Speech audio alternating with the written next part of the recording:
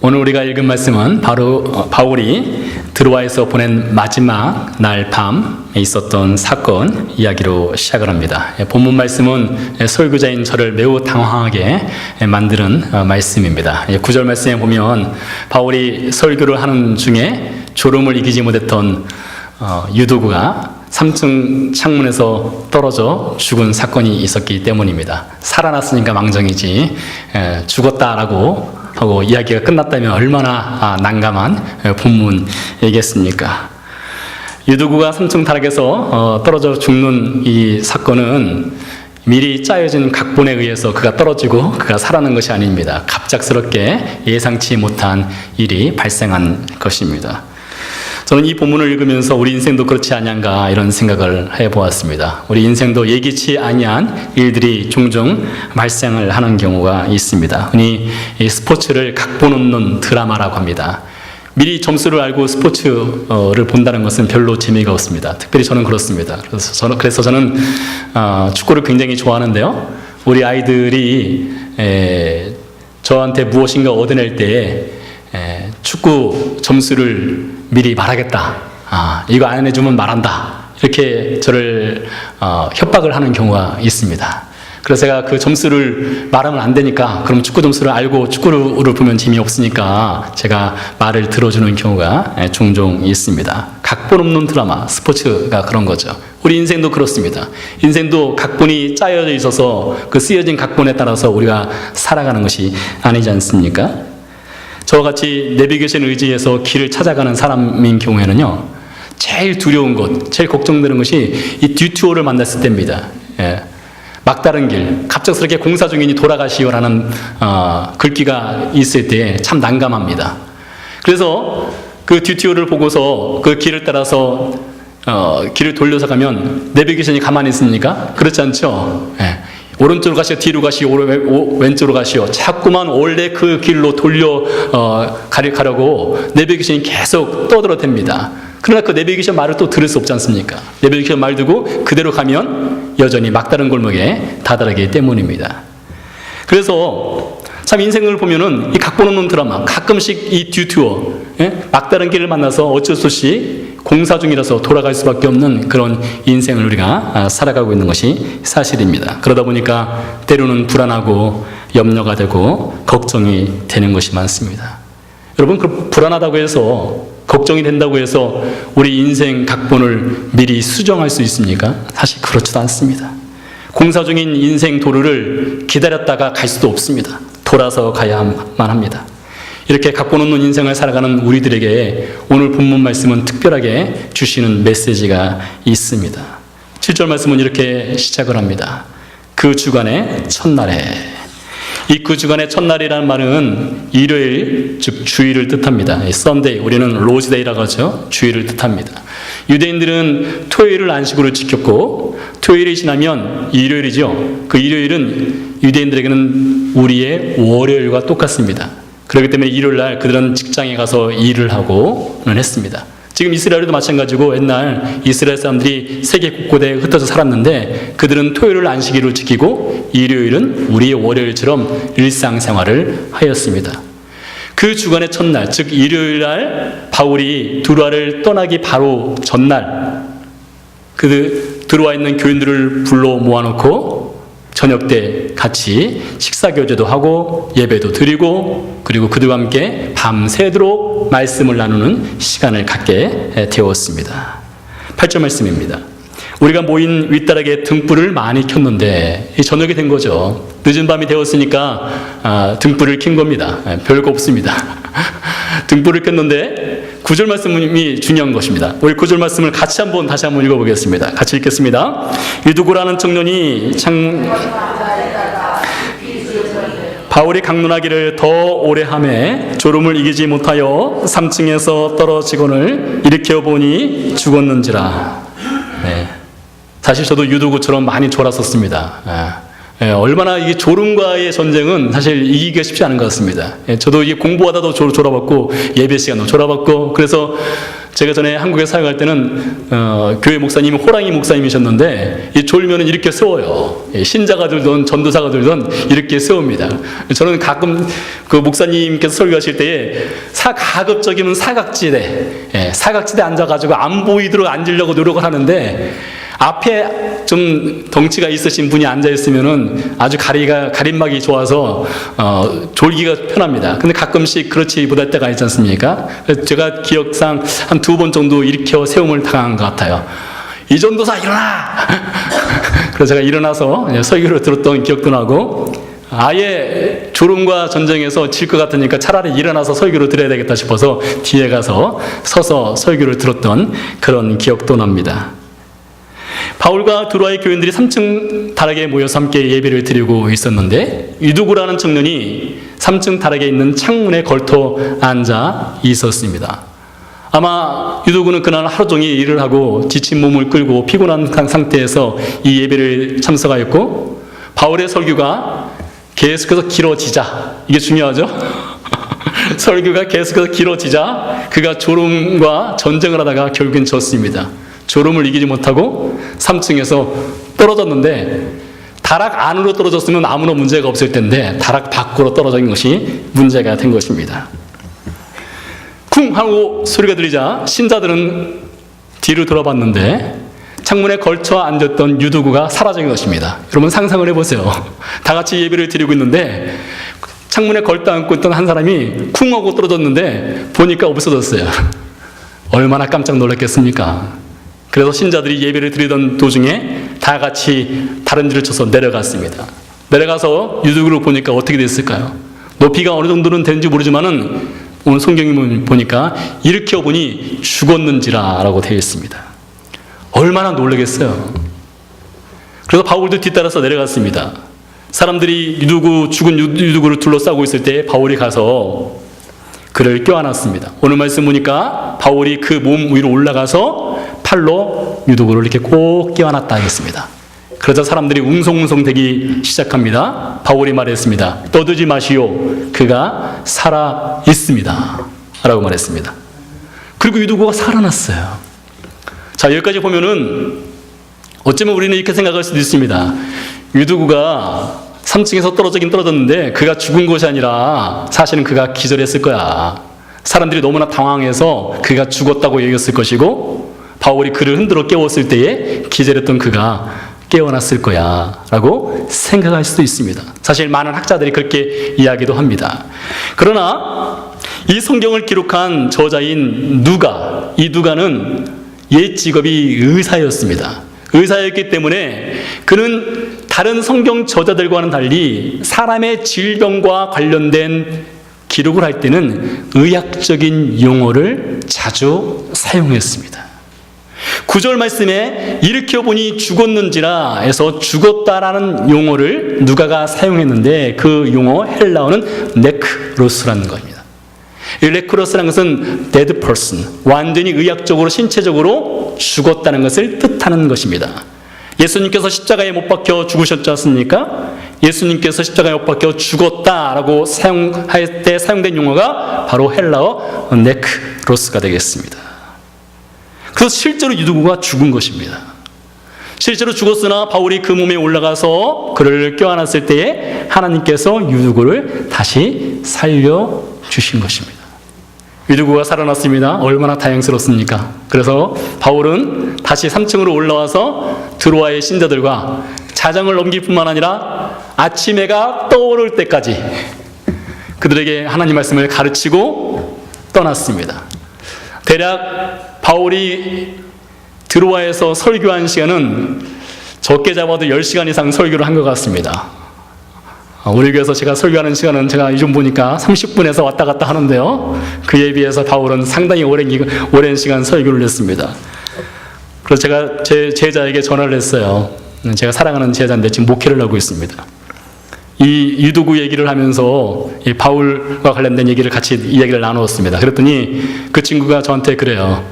목사님, 요즘 같으면 바울이 교회에서 목회하기 쉽지 않았을 거예요. 그렇게 오랜 시간 설교를 하자고 누가 좋아하겠습니까? 이런 얘기를 하더라고요. 바울에 비하면 저는 상당히 짧게 설교하는 것이니까 여러분 저를 받아들이리라 믿습니다. 자, 아무튼 유두구가 살아났고 사람들은 그로 인해서 많은 위로를 받았습니다. 만일 그런데 이 드로아에서 죽었던 유두구가 살아난 사건이 우리 교회에서 일어났다면 여러분 우리가 어떤 반응을 보였을까요? 사실 우리 교회는 낙상사고로 당할 만한 곳은 없습니다. 그렇다고 일부러 저 위에 올라가서 떨어질 필요는 없으니까요. 그렇지 않습니까? 낙상사고로 당할 일은 없겠지만 만약 그래도 이런 일이 우리 교회에 있었다면 여러분은 어떻게 하시겠습니까? 죽었다 살아난 것은 은혜죠. 얼마나 놀라운 은혜입니까? 그렇지만 우리가 사고를 미연에 방지하지 못한 것과 사고를 다시 그런 사고가 발생하지 않도록 재발 방지를 위해서라도 아마 우리는 모였을 것입니다. 그리고 뭔가 회의를 했을 거예요. 그 유두구란 청년이 참 문제가 있었어. 왜 하필 그때 3층 창문에 걸터 앉아서 했던 거야? 이런 얘기가 나왔을 수도 있습니다. 그가 졸렸으면은 너무 졸리면 그냥 집에 가면 되지. 굳이 그 조롱과 싸우면서 거기 있을 필요성이 있었을까? 이런 생각을 할 수도 있습니다. 책임 소재를 가르자면 유두구가 먼저 1차적인 책임이 있는 것은 분명합니다. 그가 3층 창문에 걸터 앉았기 때문이죠. 그러나 유두구에만 책임이 있는 것이 아닙니다. 교회 교인들에게도 책임이 있습니다. 우리에게도 책임이 있는 것이죠. 유두구가 창문에 걸쳐 앉았을 때에 야, 너 거기 위험하니까 내려와라. 이렇게 신자가 말을 했으면 그는 내려왔을 테니까 말을 하지 않은 우리에게도 책임이 있는 것입니다. 바울에게도 책임이 있습니다. 즉 설교자인 저에게도 책임이 있는 것이죠. 설교를 너무 오래 길게 설교를 한 것도 문제가 되고 이렇게 아이 컨택을 하면서 유두구가 저기서 졸고 있으면은 너 졸지 말고 내려와. 이렇게 말을 했으면 되는데 너무 설교에 집중하다 보니까 좋은 어른이 말든지 이렇게 했던 설교자에게도 문제가 있었던 것 같습니다. 그래서 결론 내리기를 다시는 이런 일이 발생하지 않도록 이 창문에 잠근 장치를 합시다. 아이들이 창문에 올라가려면 전부 다 그 혼을 내주고 교육을 잘 시키십시다. 이렇게 우리는 결론을 내릴 수도 있었을 것입니다. 그러나 하나님께서 성경 저자인 누가를 통해서 이 유두구가 죽었다 살아난 사건을 이렇게 성경에 기록한 것은 단순히 사고가 일어났고 다시는 그런 사고가 일어나지 않도록 재발을 하지 않도록 방지하기 위한 대책을 세우라고 이 사건을 오늘 말씀에 기록한 것일까요? 그렇지 않습니다. 예수님께서 말씀하셨습니다. 마태복음 10장 29절 말씀입니다. 참새 2마리가 한 아사리온에 팔리지 않느냐? 그러나 너희 아버지께서 허락하지 아니하시면 그 하나도 땅에 떨어지지 아니하리라. 미문인 참새 한 마리가 살고 죽는 것도 하나님의 손에 달려있다는 것입니다. 그렇다면 하물며 사람이 죽고 사는 문제는 누구 손에 달려있습니까? 하나님 손에 달려있는 것이죠. 단순히 하나님께서 유두구를 죽였다 살리는 기적을 보여주시고자 내가 이렇게 능력이 있단다 이것을 보여주시고자 유두구를 죽였다 살린 것이 아니라는 것입니다. 여기는 틀림없이 이 유두구가 죽고 살아난 사건을 통해서 바울에게 드로아의 교인들에게 또 오늘 우리에게 하나님께서 전해주시고자 하는 분명한 메시지가 있습니다. 사실 바울은 그 순간 유두구가 죽었다 살아난 그때는 깨닫지 못했습니다. 하나님께서 나에게 어떤 메시지를 주시는가 이것을 깨닫지 못했습니다. 그러나 13절 이후에 그가 하나님께서 주시는 메시지를 깨닫게 됩니다. 13절입니다. 우리는 앞서 배를 타고 아수에서 바울을 태우려고 그리로 가니 이는 바울이 걸어서 가고자 하여 그렇게 정하여 준 것이라. 바울의 원래 계획은 드로아에서 바울의 일행들과 함께 배를 타고 여러 중간 기착지를 거쳐서 예루살렘까지 올라가는 것이었습니다. 그런데 갑자기 바울이 계획을 변경했습니다. 변경을 해서 드로아에서 바울의 일행은 배를 타고 아소까지 내려가게 하고 본인은 드로아에서 아소까지 걸어서 가겠다라고 결정을 내렸습니다. 뱃삭이 없어서 그런 것이 아닙니다. 배가 10,000원이라서 그런 것이 아닙니다. 바울이 일부러 홀로 아소까지 걸어가겠다고 결정을 내린 것입니다. 드로아에서 아소까지는 약 30마일입니다. 30마일이면 이틀 정도면 걸어갈 수 있는 거리입니다.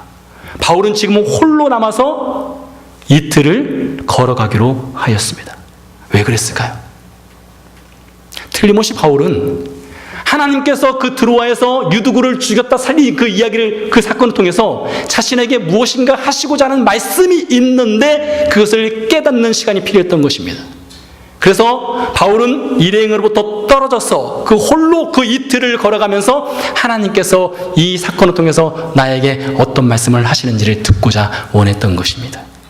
여러분, 때로는 우리가 어떤 사건이 벌어졌을 때에 많은 사람들의 말, 조언을 듣는 것보다 한적한 곳 골방에 들어가서 하나님으로부터 듣는 그 한마디의 메시지가 우리의 삶을 변화시킬 수 있는 가장 원동력이 되는 키 패시지가 될 수도 있습니다. 많은 말보다 그렇다는 것이죠. 그래서 바울은 그 이틀을 걸어가면서 하나님께서 나에게 어떤 메시지를 주시는가를 들었습니다. 그 내용이 사도행전 20장 22절에서 24절 사이에 나옵니다. 아마 다음 주나 그 다음에 제가 설교할 때 사용할 본문인데요. 그 본문을 보도록 하겠습니다. 사도행전 20장 22절에서 24절에 보면 바울이 이틀간의 이 홀로 걸어가는 시간을 통해서 무엇을 깨달았는지를 기록을 하고 있습니다. 제가 읽어드리도록 하겠습니다. 보라, 이제 나는 성령에 매여 예루살렘으로 가는데 거기서 무슨 일을 당할는지 알지 못하노라. 오직 성령이 각성해서 내게 증언하여 결박과 환난이 나를 기다린다 하시나 내가 달려갈 길과 주 예수께 받은 사명 곧 하나님의 은혜의 복음을 증거하는 일을 마치려 하면은 나의 생명을 조금도 귀한 것으로 여기지 아니하노라. 여러분, 우리가 잘 아는 것처럼 바울은 지금 예루살렘으로 올라가고 있는 중에 있습니다. 그는 예루살렘에서 살았던 인물입니다. 그리고 이전에도 예루살렘을 여러 차례 방문을 했었던 사람입니다. 그에게 예루살렘은 손바닥처럼 환한 곳이에요. 너무나 잘 알고 있는 곳입니다. 그런데 이번에 예루살렘에 올라가는 길에 대해서 성령께서 바울에게 미리 말씀을 해주셨습니다. 무엇인가 이전과는 다른 일이 있을 것이라는 것을 성령께서 알려주신 것이에요. 언제요? 드로아에서 아소까지 내려가는 길 사이의 말입니다. 23절 말씀 보니까 오직 성령이 각성해서 내게 증거했다. 즉 각성이라는 것은 each city입니다. 각각 성을 돌 때마다, 도시를 방문할 때마다 성령께서 바울에게 주신 메시지가 있어요. 그 메시지가 무엇이냐면 결박과 환난이 기다리고 있다. 네가 예루살렘에 올라가면 너는 결박을 당할 것이고 너는 환난을 당할 거야. 이 메시지를 바울에게 주었다는 것입니다. 각본이 없는 인생을 살아가는 바울에게 하나님께서 성령을 통해서 힌트를 주었던 것이에요. 네 인생의 각본을 넌 모르지만은 내가 너에게 힌트를 주마. 너에게 이런 일이 있을 거야. 즉 환난과 결박이 너를 기다리고 있어. 이 메시지를 준 것입니다.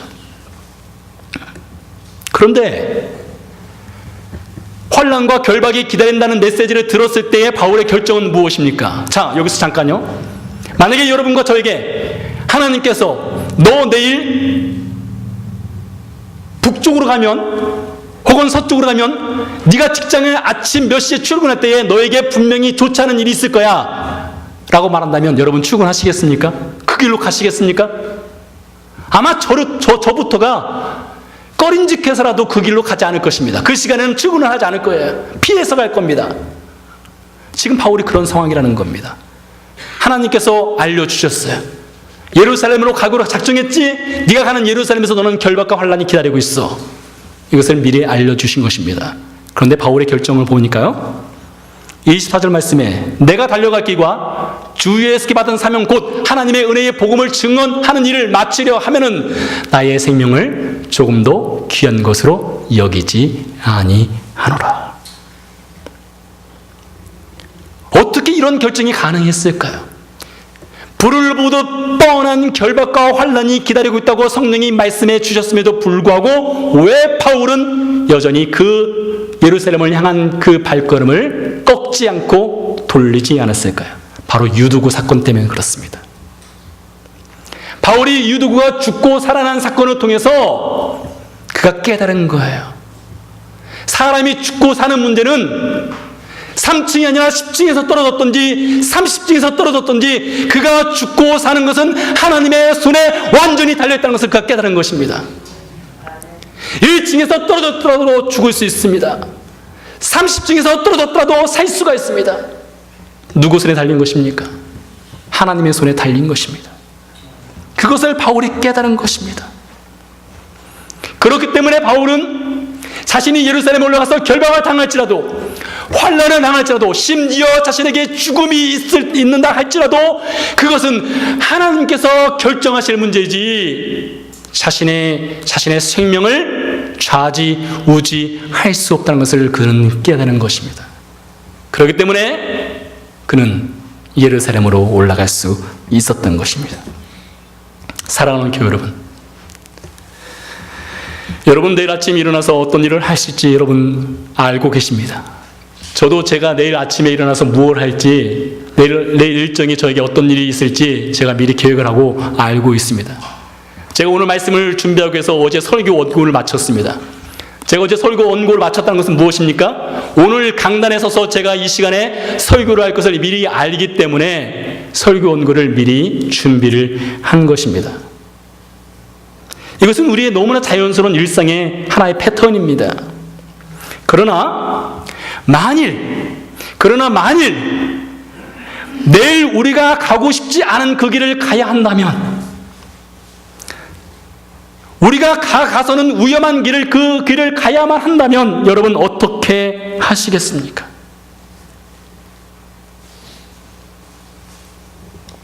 성령께서 바울이 올라가는 그 예루살렘 길은 환영의 길이 아니라고 말씀해 주셨습니다. 박수 받는 길이 아니라고 말씀하셨습니다. 스포트라이트를 받는 길이 아니라고 말씀해 주셨습니다. 그 길은 환난과 핍박이 있는 길이라고 말씀해 주셨습니다. 그러나 그렇게 말씀해 주신 것은 너 그 길 피해라, 가지 마라, 뒤튀어해라, 이것을 위해서 말씀하신 것이 아닙니다. 비록 너에게 환난과 결박이 있지만 너 유두고 죽었다 살아난 사건 맞지? 생명의 주권은 너에게 달린 것이 아니라 나에게 달린 거야. 너 나 의지해. 나를 더욱더 바라봐. 내 손만 붙잡고 너는 그 길을 걸어가면 돼. 이것을 말씀해 주신 것입니다. 바로 우리 예수님께서 그렇게 하셨습니다. 예수님께서 여리고로 떠나서 마지막 예루살렘을 방문하게 되었습니다. 누가복음 19장 말씀입니다. 예루살렘을 방문하는 그 길 가운데 누가복음 19장 28절 말씀에 보면 성경저자인 누가가 이렇게 기록을 했습니다. 예수께서 예루살렘을 향하여 앞서서 가시더라. 그를 따르는 제자들이 있었고 군중들이 있었지만 그 죽음의 십자가를 지기 위해서 그 누구보다 그것을 분명히 잘 알고 계심에도 불구하고 영혼들을 구원하기 위한 그 십자가를 지기 위해서 예수님은 그 길을 마다하지 않고 그 가파른 광야의 언덕을 따라서 예루살렘으로 올라가셨습니다. 예수님께서도 하나님의 손을 붙잡고 가신 것입니다. 오늘 우리는 예배 찬양에서 내일 일은 난 몰라요를 함께 불렀습니다. 제가 한동안 많이 불렀던 찬양입니다. 일전에도 말씀드린 기억이 납니다. 제가 전에 교회 사역지가 없을 때에 교회 사역지를 구하면서 이 찬양을 얼마나 많이 불렀나 몰라요. 이 635 도로를 따라 내려가면서 하나님, 이 북쪽에는 예배 장소도 없고 북쪽에는 사역지도 없고 남쪽으로 내려가야 예배도 많이 드릴 수 있고 또 사역지가 있는데 하나님, 저에게는 언제 사역지를 주시렵니까? 하면서 635로 따라 내려오면서 제 아내와 차를 타고 가면서 내일 일은 난 몰라요, 하루하루 살아요, 불행이라 유행함도 내 뜻대로 못해요. 여러분, 여기까지, 이 구절 여기까지 부를 때는 사실 신세 타령인 거예요.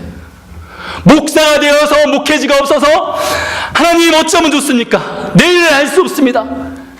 주님, 저 어떻게 하면 좋습니까? 여기까지는 사실 신세 타령이에요. 그런데 후렴구로 넘어가면 반전이 있습니다. 후렴구는요, 사실 우리 한글 찬양보다 영어 찬양이 더 분명한 메시지를 전달하기 때문에 제가 영어 찬양으로 한번 해보도록 하겠습니다. Many things about tomorrow I don't seem to understand, but I know who holds tomorrow, and I know who holds my hand. Many things about tomorrow. 내일 수많은 일이 있을 것입니다. I don't seem understand. 저는 그 일이 어떤 일인지 저는 이해할 수 없고 알 수가 없습니다. But 그러나 I know who holds tomorrow. 누가 내일을 붙잡고 있는지 제가 잘 알고 있습니다. I know who holds my hand. 누가 내일 제 손을 붙잡고 가실지를 저는 잘 알고 있습니다. 여러분, 믿음의 고백이 아닙니까? 내일은 알 수 없고 불행이 있고 유행도 알 수 없고 어떤 일이 알 수 없는 인생이지만 그 인생을 하나님께 맡기고 그 하나님께서 나의 손을 붙잡고 가시기 때문에 저는 내일을 걸어가겠습니다라는 고백이 아니겠습니까? 여러분, 바울이 그런 거예요. 바울이 그 유두가 죽고 살아난 사건을 통해서 자신이 예루살렘으로 올라가면 환난과 결박이 있고 심지어 죽음의 길로 갈 수 있음에도 불구하고 그것을 성령께서 가르쳐 주셨음에도 불구하고 바울이 그 길을 꿋꿋하게 걸어갈 수 있었던 것은 생명의 주권자가 자신이 아니라 내일을 붙잡고 있는 것은 자신이 아니라 바로 하나님이 자신을 붙잡고 있기 때문에 하나님의 손이 그와 함께 하시기 때문에 저는 내일 그 길을 걸어가겠습니다. 그렇게 말한 것입니다. 사랑하는 성도 여러분, 우리 그리스도인들은 내일을 알고 있기 때문에 살아가는 사람들이 아닙니다. 내일 이런 일을 할 수 있기 때문에 살아가는 사람들이 아닙니다. 우리 그리스도인들은 내일을 하나님께서 붙잡아 주시기 때문에 살아가는 사람들입니다. 드로아에서 아소까지 그 이틀간 홀로 걸어가면서 바울은 그것을 깨달았습니다. 하나님께서 그의 손을 붙잡아 주신다는 그 확신을 갖고 바울은 예루살렘을 향해서 가고 있습니다. 사랑하는 성도 여러분, 내일은 반드시 옵니다. 내일 모레도 옵니다. 그러나 우리의 내일이 달라지기 위해서는 내일 어떤 상황이 있든지 모든 상황 속에서 우리를 만나주시고 우리를 붙들어 주시고 우리의 손을 붙잡아 주시고 우리와 함께 걸어가시는 그 하나님을 의지하시기 바랍니다.